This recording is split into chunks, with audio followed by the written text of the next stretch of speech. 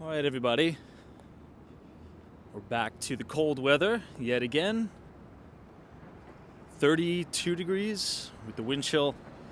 Feels a little bit colder, which is crazy because it was like 55 degrees today, but it is now freezing yet again at night. Hope everyone's had a wonderful weekend so far. And the city's pretty quiet for a Saturday night, most likely due to the cold.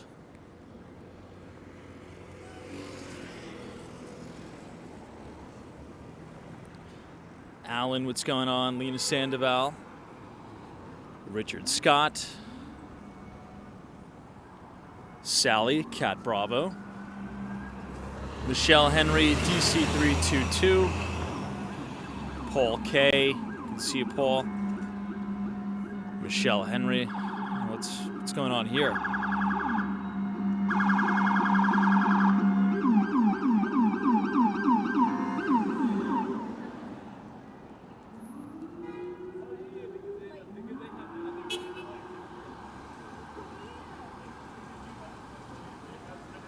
Yikes. Wonder what's going on there. Hal T, what's going on? Cameron, thank you so much for your $5 donations. As Ton, do you like Elon Musk? I do like Elon Musk. Thanks so much for the support. Appreciate it. Here you can see the Louis Vuitton store in the background. We also have some breaking New York City news. I'm not sure if you guys saw this, but Andrew Cuomo is now in the race for New York City mayor. Kind of came out of nowhere, right? Kind of popped out of absolutely nowhere.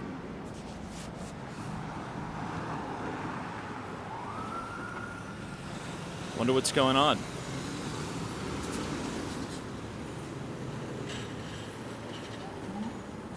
Oh, looks like they're transporting something.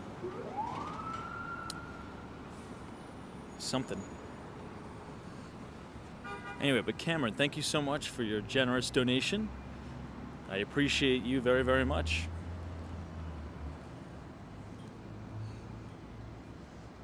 This is the temporary Louis Vuitton store here.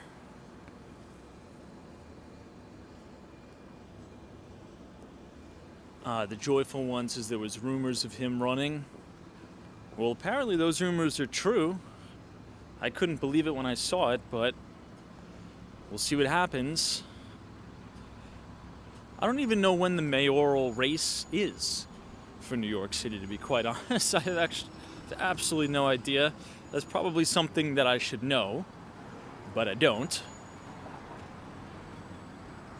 Anyway, we'll get started in a minute. Beautiful shot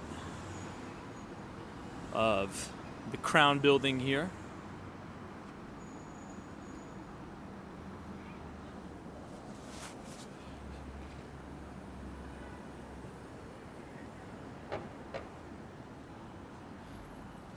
Now the city was busy today, but tonight it feels pretty dead.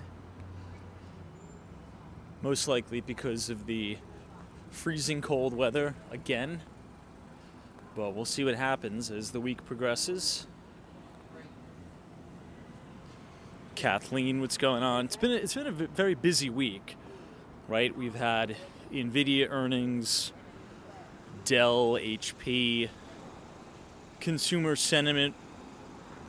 We had new home housing data. We also had inflation, the PCE, which came in a little bit lighter than expected, which is good.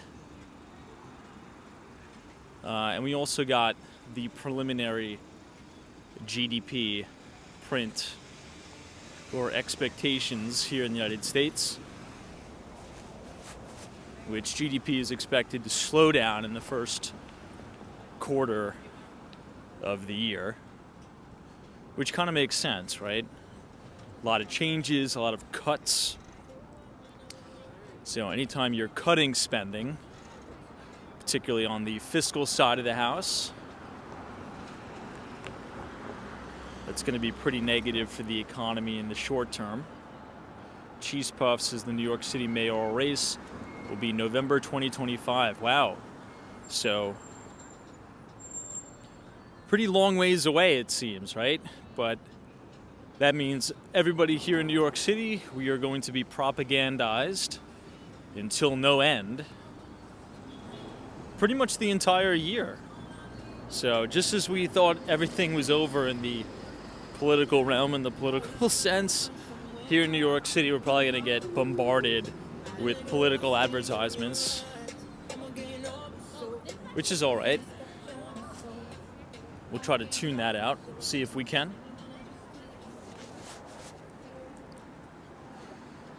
We're standing right across from the Trump Tower.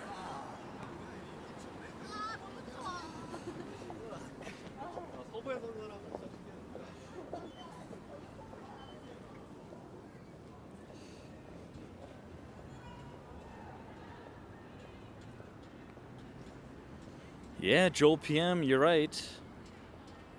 Andrew Cuomo is kind of back out of the shadows after, I think he had some sort of allegations against him. Something happened. I'm not too sure entirely with the whole political drama, but he did finally announce his candidacy for mayor of New York City. The only way I found out is I saw it on X. I think he posted his political advertisement. We'll see what happens. We'll see what happens.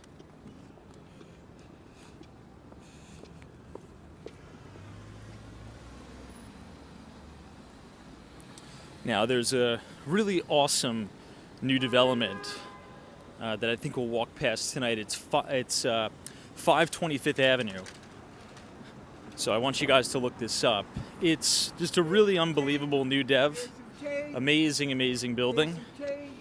And 130 William is very similar in terms of the architectural integrity and the facade. So check it out. It's going to be a mixed-use building. Office is in there. But it's a very unique looking building. 525th Avenue.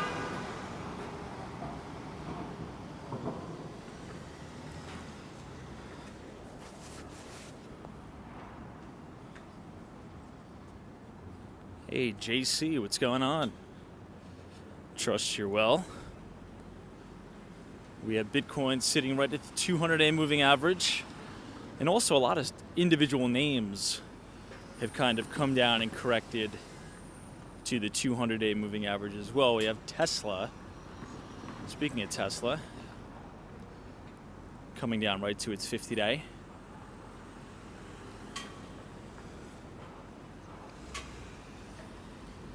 But as we have a lot of, I should say, shake-up in the federal government and the reduction of spending on the fiscal side of the house.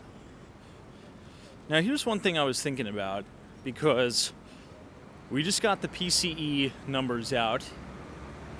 Showed inflation kind of cooling a little bit, and that's after we got a slightly hotter than expected CPI print. The Fed has a lot of room to cut here. So as kind of our federal government gets pillaged here, right, massive amount of spending cuts, you have Doge and the like, whether you like it or not, that's going to cause a lot of short-term pain. It just is. The major fiscal spending boom that kicked off due to the virus was very, very bullish for the economy and the market. But when you rein a lot of that in, right, kind of take the punch bowl away at the party, that's kind of when the hangover sets in. And you're starting to see that in some of the initial GDP estimates. So perhaps we continue to see this volatility through the really Q1 and Q2. And assuming we have, let's say we get a negative GDP print at the end of the quarter, let's say we get 2 in a row, technically classifies this as a recession, well, then we need to look to monetary policy, and the Federal Reserve, Jerome Powell, does have a lot of firepower to cut. So that's kind of what I'm looking for. That's a possible scenario, which would really set us up for some unbelievable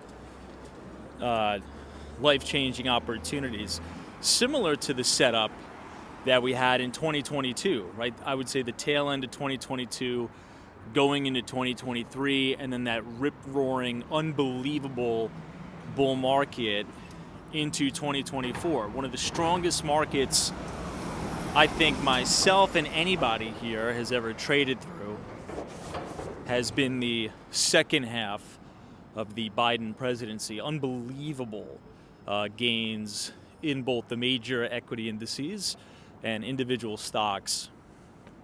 So this could potentially be a pretty good opportunity for those of us who may have, maybe missed a lot of these TMLs, let this market pull back a little bit, but you never know. We did have a little bit of a rally day on Friday. Didn't quite qualify as a follow-through day because it is the first rally attempt since the correction, so a lot to think about there. Another thing to think about, and we briefly talked about this yesterday, we're now looking at 665 Fifth Avenue. This is going to be the new Rolex building. Pretty unique. But one thing that we've been struggling with, and I'm kind of using the word struggling lightly, is a very, very strong US dollar. Now, many of you would say that having a strong dollar is positive, right? It's a good thing. Well, there's some nuance to this. And I think the best kind of way to explain it is in the context of corporate earnings. So let's say US companies that do a lot of business abroad, right? Let's say in Europe. Ooh, that Amazon card is open. You guys see that? I don't think that guy knows that his door's open in the back. Packages are probably going to be flying out of there. Anyway, if you're a U.S. business and you're doing a lot of sales internationally denominated in foreign currency, well, if you're a U.S. listed company, you have to report your earnings in U.S. dollars, right? So you have to do the currency conversion. So let's say you're an American company selling, goods and services in Korea. That would be denominated in South Korean won, in which case you would have to convert that currency back into US dollars. The problem is, as the US dollar continues its bull market, the amount of South Korean won it takes to buy a US dollar is a lot more and more and more, right? So you can purchase a lot less US dollars with your won, and same thing with really any other currency, right? So there's a few interesting examples that came up. Particularly, there was an article in the Wall Street Journal on the weekend edition. Beauty company ELF. This is just one example. Ticker symbol ELF. Last quarter, they had about a $7 million loss due to currency conversion. I think there was also another pharmaceutical company that had about a $167 million loss due to currency conversion as well. So you never know. Trump is always kind of using his loud mouth, talking about how he wants a weaker dollar to help benefit the United States and make the U.S. a little bit more competitive. So you never know. Maybe we will get that weaker dollar. You're starting to see treasury yields come down, right, as cash makes its way into the bond market. So maybe we'll see that into the second half of next year. Anyway, Roman is here. What's going on? Since currency is a major risk in finance, like counterparty, market, and liquidity, etc. Yeah, I think you're right. I would agree with you 100%. Hopefully you're enjoying your weekend. Ricky is here. Says happy Saturday, Tom. Cheers to you. Jenny H, what's going on? Says Tom, how come the city is not busy tonight? It's Saturday night. I was thinking the same thing. Although, Fifth Avenue is not, late at night. Fifth Avenue is not necessarily the hot spot where people want to hang out. But there definitely should be more people. The reason is it is brutally cold and windy. I'm not sure if you guys could tell. I do have the microphone in, but the wind is unreal. Like, it is extremely windy tonight. So you have these probably 20-mile-an-hour wind gusts. And earlier today, it was actually a pretty beautiful day. It was like 55 degrees, bright sunny, but now it's probably like 30 degrees and windy. So nobody really wants to be out in this, including me. Anyway, John says, is there anything from the Vanderbilt area left on Fifth Avenue? I'm not too sure. I'm not too sure. There's a few notable buildings that I really enjoy on Fifth Avenue, one of which would be the University Club. That's probably one of my favorite buildings on 5th north of 42nd Street. So check it out. It is the University Club, which sits adjacent to brand new Mandarin Oriental residences on 5th Avenue. Tomorrow, I may go to the Morgan Library, if it's open, I don't know. Or maybe I may go to the Guggenheim Museum, but Morgan Library has a similar feeling to the inside of the University Club.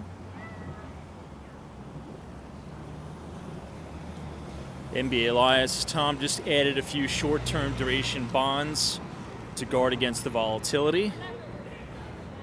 Very nice. Very, very cool. Here's a good shot of St. Patrick's.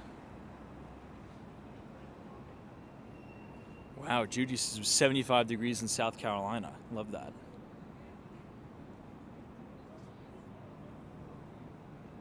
Situation rooms. Tom, Mag 7 have a lot of foreign currency earnings that have to be converted. Indeed. But a lot of those bigger companies, they do a little bit better job than some of the smaller companies.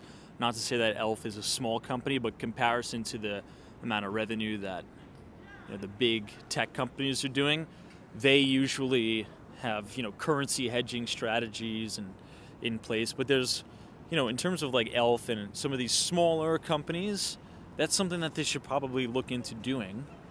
I'm sure they already have bankers from all the major banks, soliciting that service. But you're 100% right.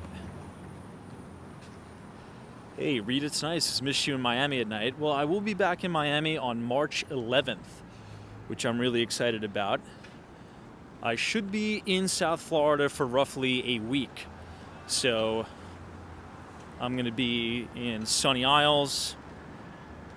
Who knows? Maybe we'll be able to head up to Palm Beach. You never know.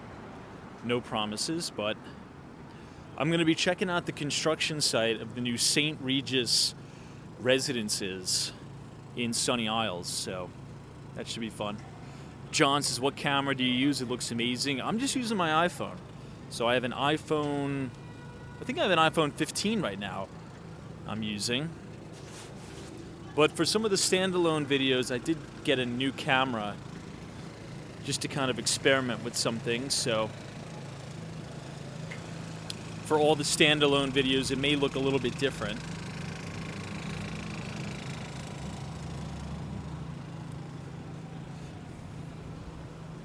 But at least it's March. Oh yeah, that's right, I forgot to mention. It is the first day of March. We finally made it out of the brutal February. So spring is just around the corner. But speaking of volatility in the markets, the weather is very volatile in New York in March. You never know. We could get a snowstorm in March out of nowhere, and we could also get the random 70-degree day. You just never know. You just really never know.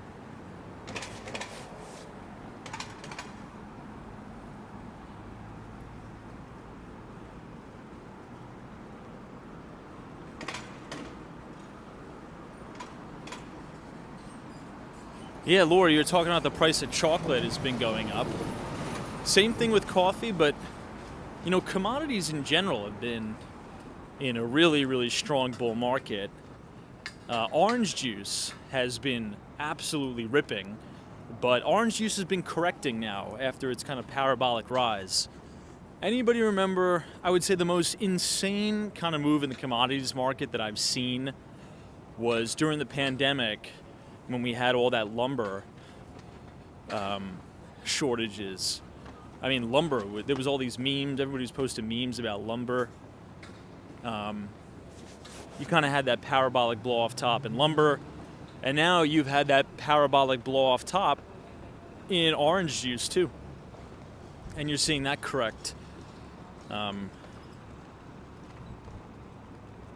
a major way. Yeah, look at how windy it is.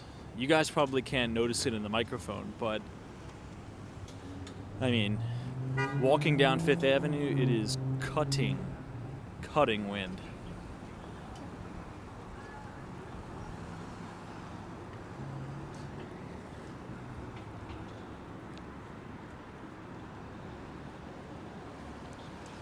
Yeah, Larry Adams is true. It drove the cost of construction through the roof. Now, even still, though, guys, just the cost of labor and to get anything done around the house in terms of plumbing, HVAC, concrete work. I mean, I could speak for New York and Miami. I can't speak for anywhere else. Number one, it's almost impossible to get a hold of somebody reliable. And number two, the prices are ridiculous. So anybody in the trades or the service sector is doing pretty well. Now, this is the building I was talking about. You guys got to look into this building. I'm super excited about this one. The building with the crane hanging off the top. This is 520 Fifth Avenue. It's an unbelievable building. Really, really unbelievable building. You can't really make out the facade of it right now because it's so dark, but it's very similar to 130 William, which was the best-selling condominium of 2022, which is located just off of Fulton Street in Lower Manhattan, that has great views of the World Trade Center. I see we have some Korean viewers here. Annyeonghaseyo. Joan Jamal Bonet, have a great weekend. Thanks for joining.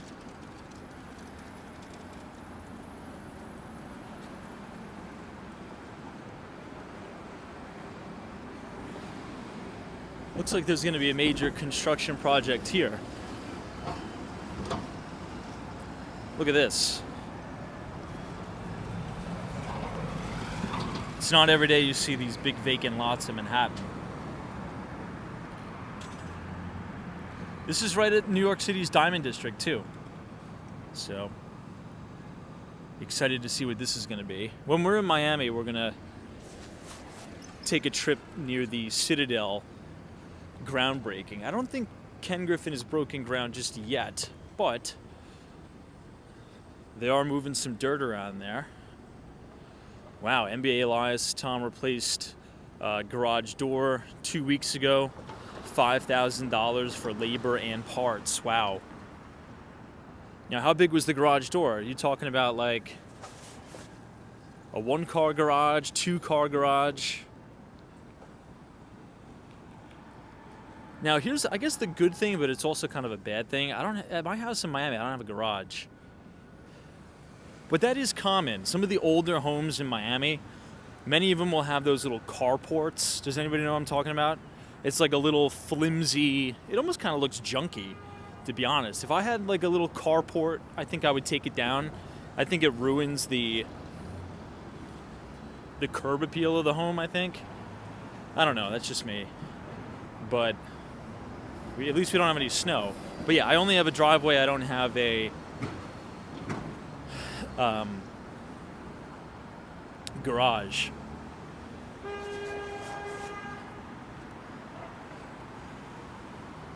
And that is the top of One Vanderbilt. Oh, so there's also, we have a little bit of news coming out of that deal, that foreclosure deal right next to the Sherry Netherland Hotel.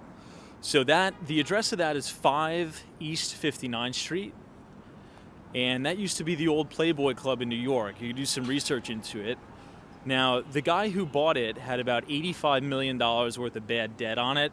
It went into foreclosure. So we were in that auction, and we got beat out by one person. We were going to buy that building, and we were going to do a condo conversion. So essentially what we were going to do is, there's 8 retail units. So we were going to keep them retail. Or excuse me, there were 2 retail units, there were 8 office. We were going to keep the 2 retail units, convert the 8 office into better offices, right? So not convert it, and then build 2 additional condo dwellings on top because they had the air rights. We got beat out in the auction by Ari & Co., who is a really well-known jeweler, does really amazing work. So if you ever walk by the building, they're actually going to start construction on his new flagship jewelry store. And it's a really unique building. If you look into it, he got it at a steal. It's like fire sale, bottom basement price. I think he got it for just a hair over $22 million. And that is going to be a really cool looking store. All of the renderings are posted online. And now you have all of the signs up, kind of the advertisements for the jewelry store right there. So it looks pretty cool if you ever get a chance to walk by it.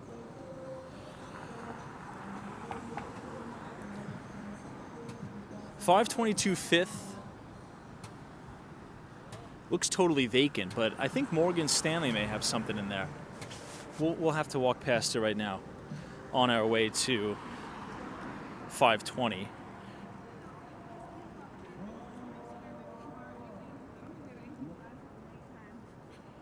Hey, what's up, John? Says your knowledge of real estate and financial markets are fantastic. What is your job exactly? So I work for the Kirsten Jordan team at Douglas Elliman and also for the Colonnade Group. So we build buildings here, mostly residential, and we sell them.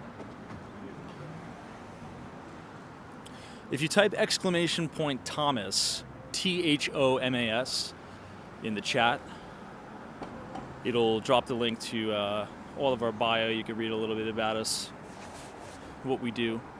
Mainly focused predominantly on the high-end luxury and ultra-luxury section of the market. But check this out. This looks very similar to 130 William, wouldn't you say?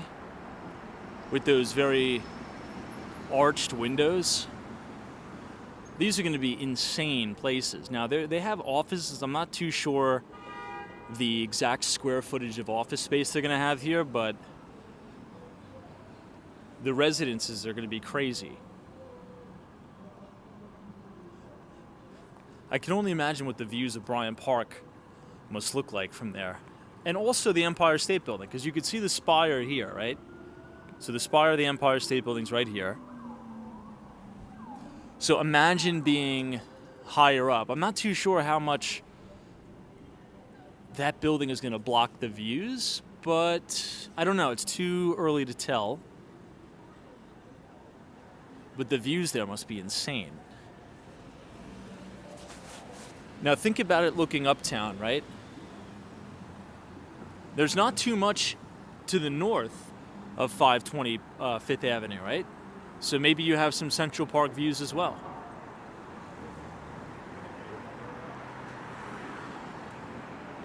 Who knows?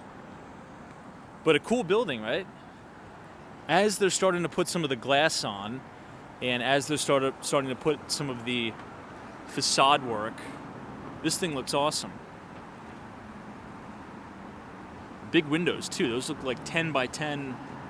Maybe not exactly 10 by 10. 10 by 10 are the windows at like 432 Park, but anyway, they look great nonetheless.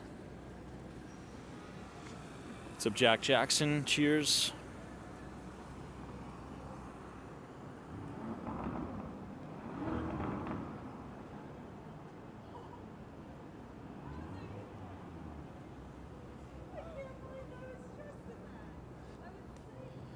Someone says, does Tom have any investment opportunities for folks? I don't. And there have been a few like fraudulent accounts messaging people, impersonating me, saying that I will trade your Bitcoin and things like that. That's all a scam, so I will never reach out to anybody about an investment opportunity. Only accredited investors, but I'll never solicit like on Twitter DM or something like that. So no, we do not offer any of that.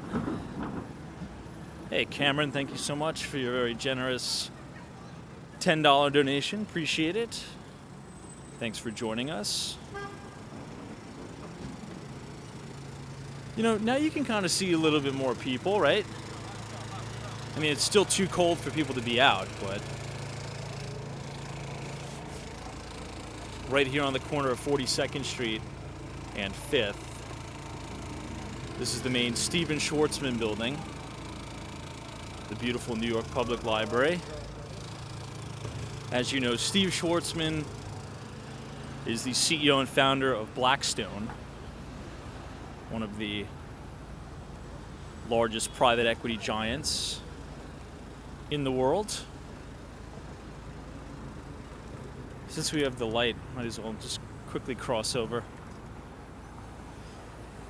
Now, I always mention a lot of these resources, but we do have a lot of new viewers. One of the things I love most about New York City is all of the free resources that we have at our disposal. So there is an additional New York Public Library adjacent from the Stephen Schwarzman building.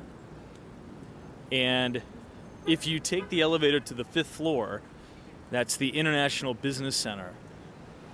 And that is probably the most all-inclusive and robust resource center in terms of business and the financial markets I've ever seen anywhere in the world.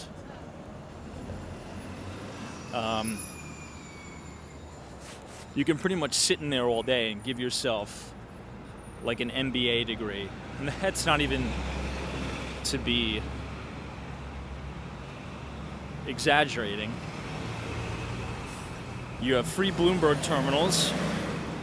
Now, you obviously can't download the data from the terminals, but all the functions that you would need are there. It's like a $45,000 a year piece of software for free. Nobody really uses it. It's right in this building here on the corner of 40th Street and 5th.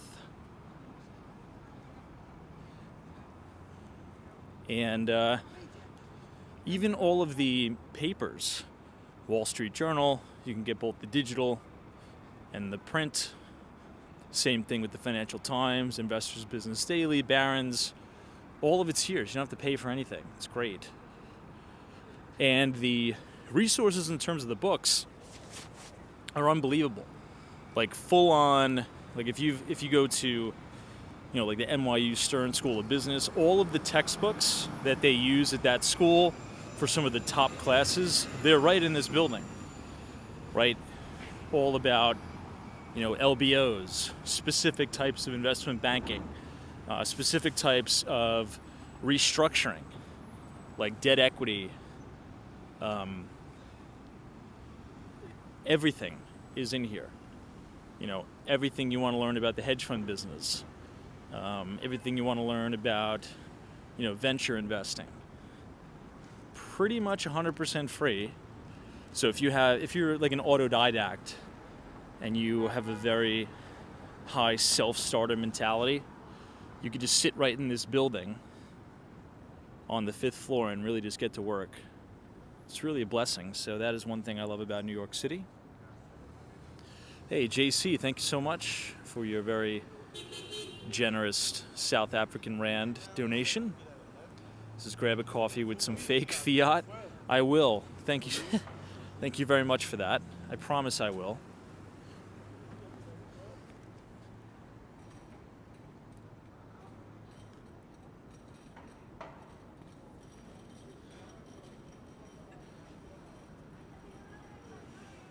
John's thoughts on REITs. I mean, there's many different kinds of real estate investment trusts. Some are good, some are bad. Just all depends on which ones, right? And there's also many, many different categories of REITs. Some REITs could focus on commercial, right, like office. Some REITs focus on like strip mall businesses. Some REITs focus on data center, right, like data center REITs. Like some companies like the REIT would probably include companies like Equinix and things like that. Some are multifamily, like big multifamily properties.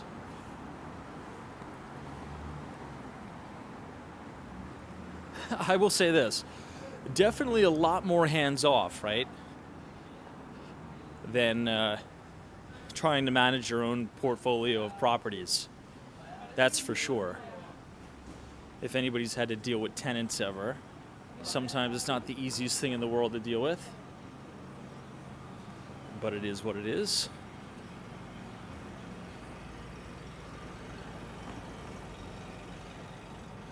We're also about to walk over the Lord & Taylor building right here on 39th Street, which is now going to be a dining hall. So similar to the Julianne Henry's dining hall in downtown Miami, this is going to be very similar. The Shaver Hall right here. And I think Amazon bought this building, the Lord & Taylor, and they have some office space in here. Cameron, thank you so much for your $5 donation. Says, do you do your morning jogs on the Brooklyn Bridge? I do not do my morning jogs on the Brooklyn Bridge, but that's a very good recommendation. Maybe I'll start doing that when the weather gets a little bit nicer. And we'll start, as the weather gets nicer, we're going to come out of hibernation and we're going to head closer and closer to Lower Manhattan, and we'll be walking over the Brooklyn Bridge on the streams, the Manhattan Bridge, the Williamsburg Bridge. The problem is, in the winter, as you all know, I turn into a little bit of a diva, and I rarely ever leave Midtown Manhattan, but that's all right, because it should be warming up very, very soon. Yeah, if you look, you could see the original Lord & Taylor insignia on the top. It's very, very cool.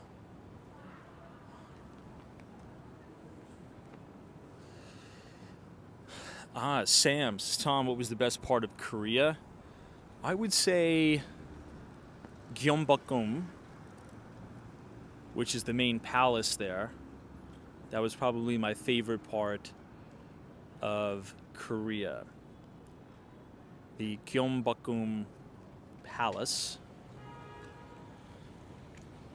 Also, I really like Suwon. Suwon is a city that is, I would say, a little bit more affordable to live.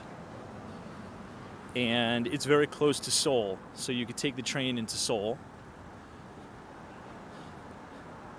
So Suwon is a really, really cool place. Also, the Gangnam district, that's right near the COEX Center, which is really fun. There's like a big aquarium there, big business district. The World Trade Center. I was in the World Trade Center when I was there. So I would say all that stuff is pretty good. Oh, this is the graduate school. CUNY Graduate School here. Hey, what's up, Leanne? What's going on?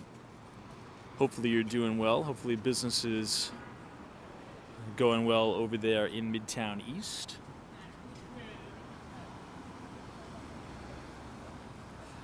Cliff Padilla says, what is the hottest residential real estate trend right now? Probably all of these company branded and sponsored condominiums, particularly as it relates to the automotive industry. I would say that's probably the trend right now, which I think is probably going to be a little bit overextended. Like if you ever take a trip down to Miami, Florida, it seems like every other new development has a sponsor with some sort of auto OEM, like Aston Martin Residences, for example, the Porsche Design Tower in Sunny Isles Beach, the new Bentley design tower as well.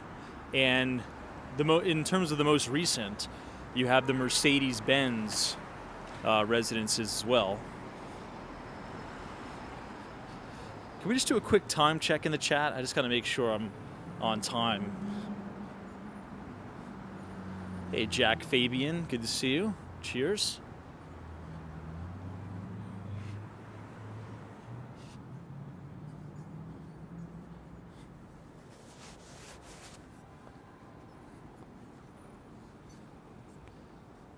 Ah, 10:10 p.m. Copy that. You know, I never understood these stores here. Who honestly walks in and says, yeah, you know what? I really want to buy one of these things today and just put it in the apartment. Maybe people do, who knows, but not really my style.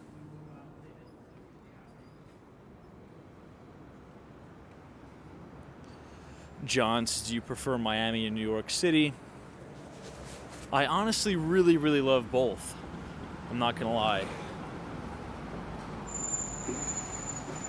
But in a perfect world, I would say I would prefer New York City in the summer, right? And Miami in the winter months. Just because I'm not a big fan of the cold.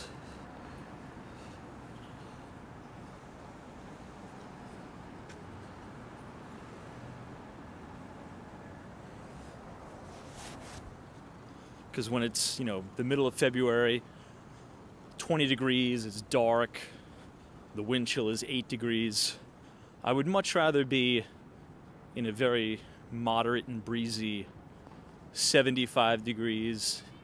And this winter, by the way, in Miami has been very cool. It hasn't really been hot at all in Miami. And I haven't spent much time in Miami this winter. I'm going to be there March 11th, but the last time I was in Miami, which was the beginning of February, it was honestly pretty chilly. I'm not gonna lie, it was actually chilly in Miami. It was like maybe 73, 74 degrees during the day, but at night it would get down to like 58. And 58 degrees in Miami with the humidity is very cold. So that would be the ideal life. After the holidays, after New Year's Eve, go down and spend time in Miami until April, and then come back to New York, something like that.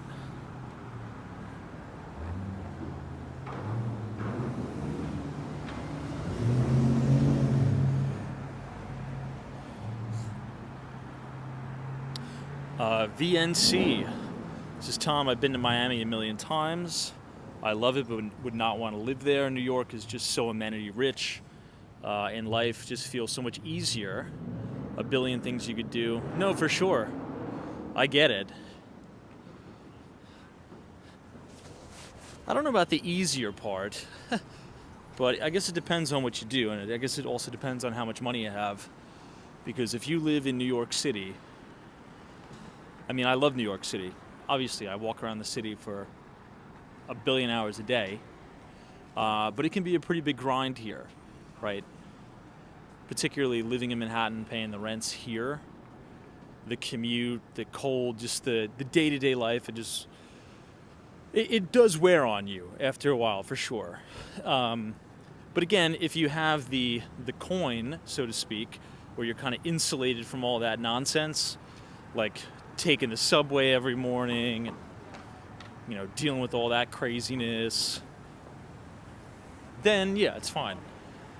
But New York City can be, I always say this, New York City is the best place to live in the world if you're super, super rich, and it's the worst place in the world to live if you're poor. And that's the truth.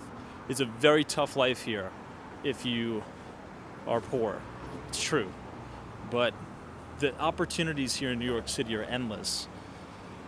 But it can get taxing after a while. That's kind of why once I get kind of fatigued of New York, I pop down to South Florida it's just an easier kind of laid back lifestyle. Obviously, Miami has that stigma of, partying, but I don't really get involved in any of that at all. I just zip around on the Vespa, go to the beach, keep to myself. But I think they're great. Also, a good kind of lesson in life that I learned is try in every situation when you have a theoretical decision to make on something, try to always choose both, right? Never try to go or, try to go and.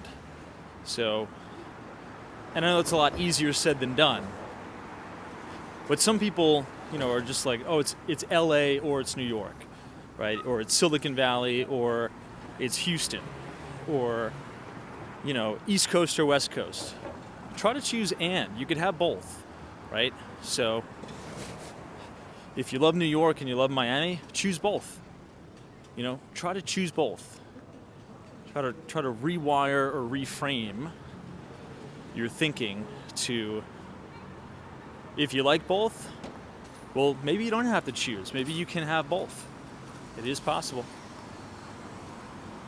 Hey, Esmeralda, what's up? Good to see you. Says, yeah, I definitely wouldn't want to live in New York City unless I was worth like $5 million. I mean, that's a ridiculous amount of money. I would say if you're very, very young, I mean, $5 million is a crazy amount of money. That's a lot of money. I would say if you're young and you don't have any money, I would rough it out in New York City because the opportunities are so abundant here. And when you're young, you don't need money. You don't need to live in a nice place when you're young, right? I would categorize anything under 26 years old, dude, you should be roughing it out. You don't have to have nice things. You could literally live like a schlep. Rough it out.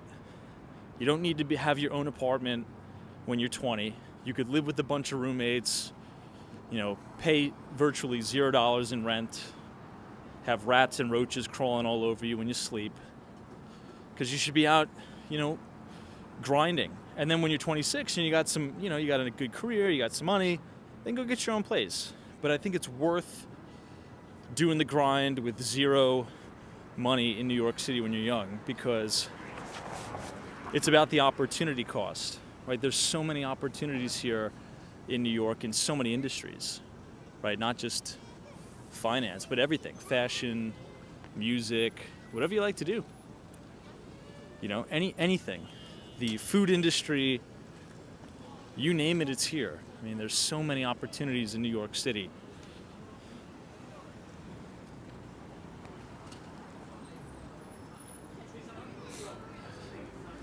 And people make it work. If you put yourself in a situation 9 times out of 10, you're going to figure it out, right? Every time that anybody has ever kind of been in a bad situation, we've always figured it out, right? You get creative, you figure it out, you kind of get acclimated to your situation.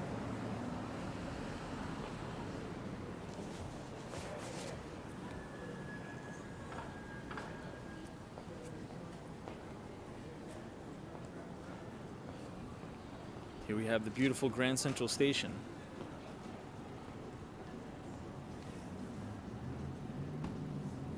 MBA Elias, Tom, is the federal government a big employer in New York City?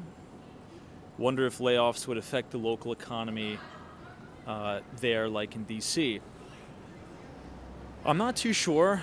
Mostly, I don't know the exact stats on that, but we do have a large state and local government population, like people working for the city and in the state in New York. So in comparison to DC, I would say no. But as a little bit of a disclaimer, I don't know. That is a guess. I don't know the exact numbers, but enough to impact the economy, I would probably say absolutely not.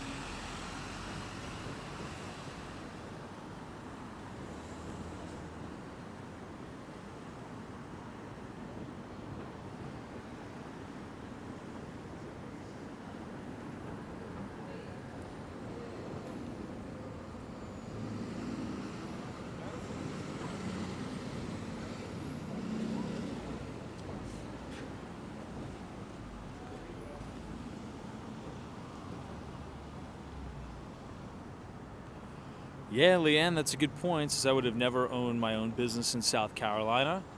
It took coming to New York City to make me realize anything is possible. It's true. And you know, I mean, you have a really nice place. For those of you who don't know, Leanne owns a really cool shop, Chase the Fox, it is called, in Midtown East. So if you're ever in the neighborhood, go check it out. But you never know who's going to walk into your store, right? You have all the major, big institutions, everything there. You know, there's so much opportunity to just meet people that may have a common interest. It's a very interesting and strange place, New York City. You never know who you're going to run into, and it only takes one, right? That's what's so encouraging. It only just takes one new relationship, one new business dealing, just one encounter to change the course of your life, and that's the truth. And in terms of odds and probabilities, since there's millions of people from all over the world in New York, you have more higher probability that that'll happen here.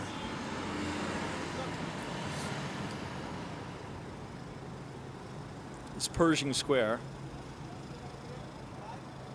Yeah, JC says, has anybody played around with the new GPT 4.5? I haven't. That just dropped over just before the weekend, right? OpenAI dropped that just recently. I honestly haven't, but maybe Monday when I'm back in the office, I'll have enough time to play around with it. I will say this though, you really got to be careful with AI, because if you're not fact-checking the AI, you can really get yourself in a big bind. Let's just say that. Particularly for like coding and just basic math stuff. Because sometimes I'll have ChatGPT help me build like models and things like that, and the formulas and the prompts could be a little bit off or just plain wrong. So it's a great tool. I should say this, you shouldn't plagiarize the AI. You should use AI to kind of aid in idea generation, because a lot of the stuff that, at least from ChatGPT, it's just inaccurate. Not a lot, but some of it. You definitely need to double check or triple check it. I'll just say that. Here we are at Grand Central Station.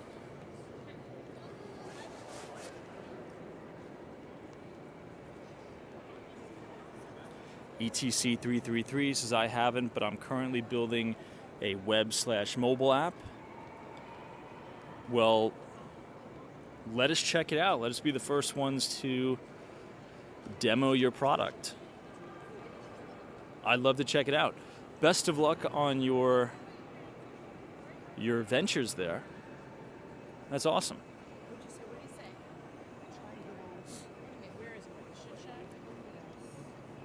Meta2Physical says, I politely disagree, but agree that we need to be careful with AI. Yeah, for sure.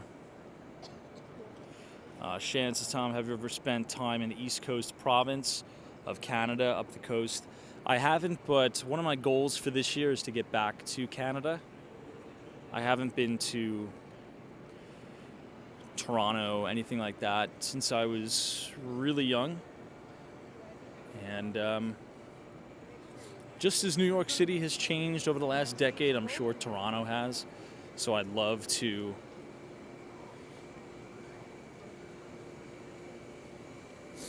go there.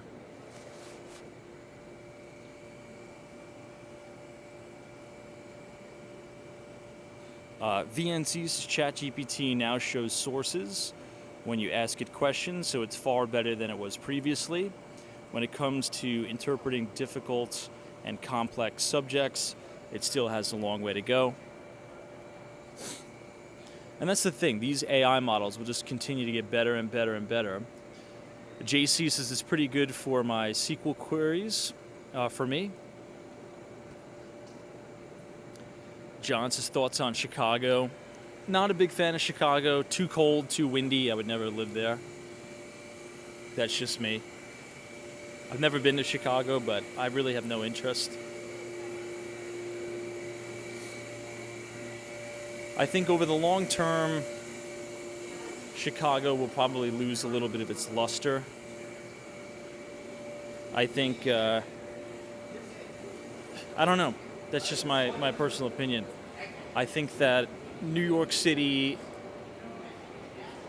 and even some of the major cities in Texas, like Austin and Dallas, are probably going to continue to rip away a lot of the businesses and talent from the state of Illinois.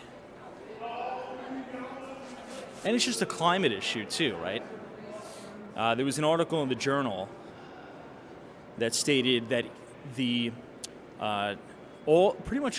predominantly new development or new dev in the United States is happening in places that are extremely prone to natural disasters. So climate-related risks, right? Despite the significant increase in climate-related disasters, like the fires, the horrible fires in the Palisades, all the hurricanes that have been hitting Florida, like Fort Myers, all that. People are still building, and predominantly that's where people want to live.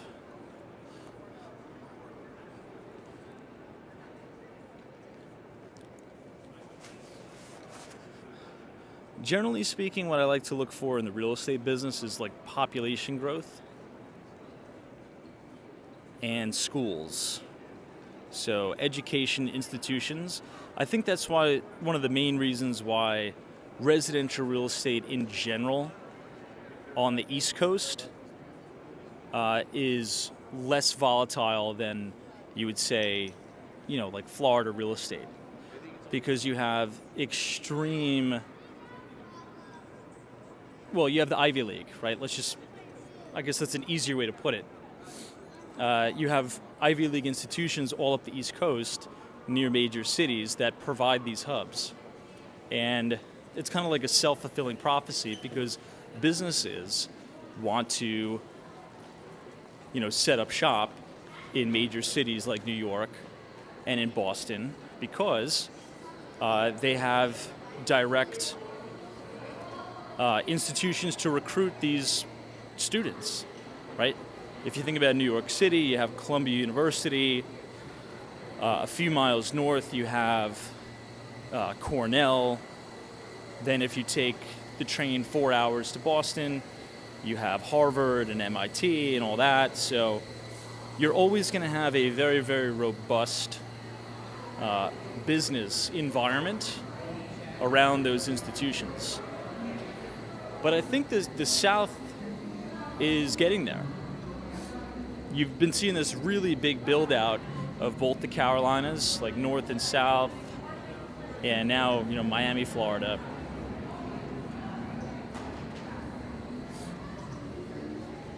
That's true. The VNC, so don't forget Cornell's technology campus is on Roosevelt Island.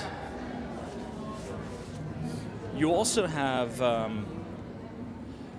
in the state of New York, you also have a very robust public education system in terms of the colleges. So you have SUNY for the State University of New York, and you have CUNY, which is the City University of New York. So it's very easy for businesses to recruit those students.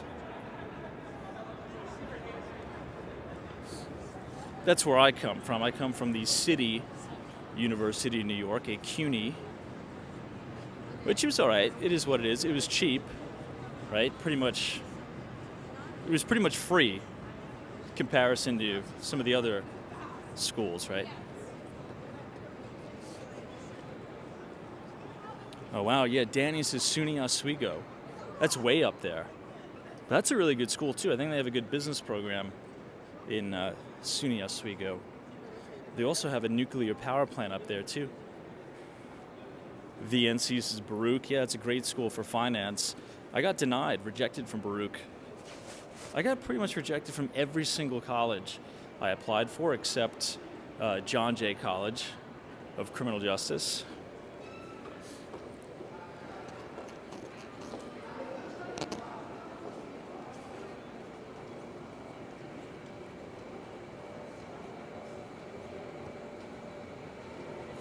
Jack Fabian says, I'm thinking of going back to New York University. And that's another one I forgot to mention. NYU is great, particularly their business school, Stern School of Business. Yeah, it's a great school. That's awesome.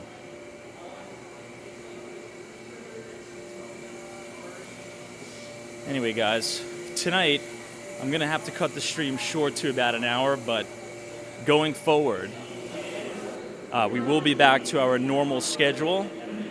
So if you're new here, we usually start the live streams at 8:45 and go for 2 hours. So from here on out, we're going to be back on schedule for that. And then we will be posting regular standalone videos roughly at 7:30 or 8 p.m.